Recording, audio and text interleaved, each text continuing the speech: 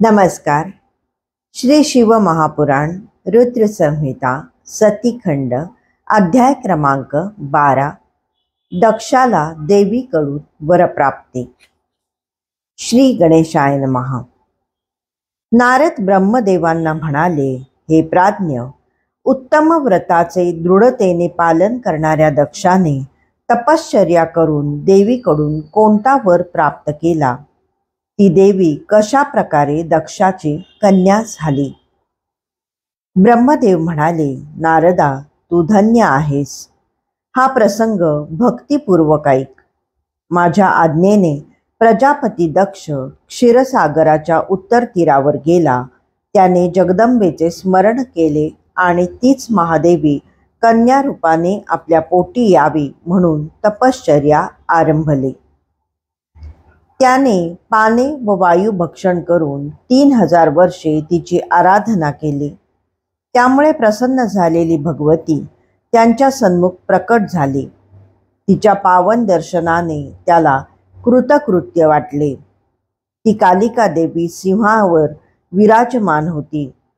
तिची अंगकांती श्यामवर्ण होती. तिचे मुख फारच मनोहर होते.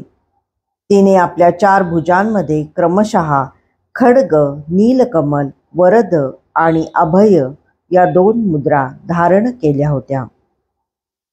तिचे नेत्र आरक्त होते. तिचे मोकळे केस फारच विलोभनीय होते. ती दिव्य तेजाने युक्त होती. दक्षाने तिला नमस्कार केला आणि तो तिची स्तुती करू लागला. हे जगन्माता, हे महामाया, हे जगत स्वामिनी, महेश्वरी, मला दर्शन देऊन तू फार मोठी कृपा केली आहेस. तुला नमस्कार असो. हे शिवस्वरूपिणी, हे आदिशक्ती, तू निज भक्तांना वर देणारी आहेस. तुला नमस्कार असो. तू माझ्यावर प्रसन्न हो. त्याची स्तुतिवचने ऐकून प्रसन्न झालेली शिवा म्हणाली, दक्षा, तुझ्या भक्तीने मी संतुष्ट आहे. तुला हवा तो वर माग. मी तुला देऊ शकणार नाही असे काहीही नाही. तिची मधुर वचने ऐकून दक्ष म्हणाला, हे देवी, तू धन्य आहेस. तू मला वर देऊ इच्छित असशील तर माझे म्हणणे लक्षपूर्वक ऐक आणि प्रसन्नतेने माझी अपेक्षा पूर्ण कर. भगवान शिव रुद्र रूपाने ब्रह्मदेवांचे पुत्र म्हणून अवतीर्ण झाले आहेत. ते शिवजींचे पूर्णावतार आहेत. तुझा अवतार झाला नाही तर त्यांची पत्नी कोण होईल? तुझ्याशिवाय अन्य कोणतीही स्त्री त्यांना मोहित करू शकत नाही. म्हणून माझे तुझ्याकडे असे मागणे आहे की तू माझ्या कन्येच्या रूपाने भूलोकी अवतीर्ण होऊन त्यांची पत्नी हो. मी तुला सर्व सत्य सांगितले आहे. यात माझा काहीही स्वार्थ नाही. मी जगाच्या हितासाठी ब्रह्मदेवांच्या प्रेरणेने येथे आलो आहे. दक्षाचे मनोगत जाणून देवी प्रसन्नतेने हसली.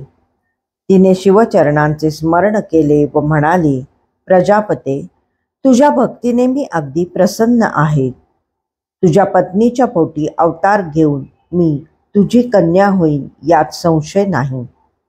मी असे खडतर तप करीन की भगवान शंकर प्रसन्न होऊन माझा पत्नी म्हणून स्वीकार करतील.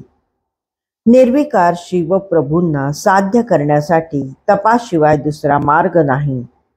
मी त्यांची सदैव दासी आहे, प्रेमिका आहे. प्रत्येक जन्मात ते माझे पती होतात. या जन्मात ते रुद्र झाले आहेत. त्यांच्या आज्ञेने मीही तुझी कन्या होऊन त्यांची पत्नी होईन. भगवतीने दक्षाला वर दिला व घरी जाण्यास सांगितले. नंतर ती म्हणाली, दक्षा, मी तुझे कार्य सिद्ध करणार आहे. पण आता मी जे सांगणार आहे ते नीट लक्षात ठेव. तू खोटे समजू नको.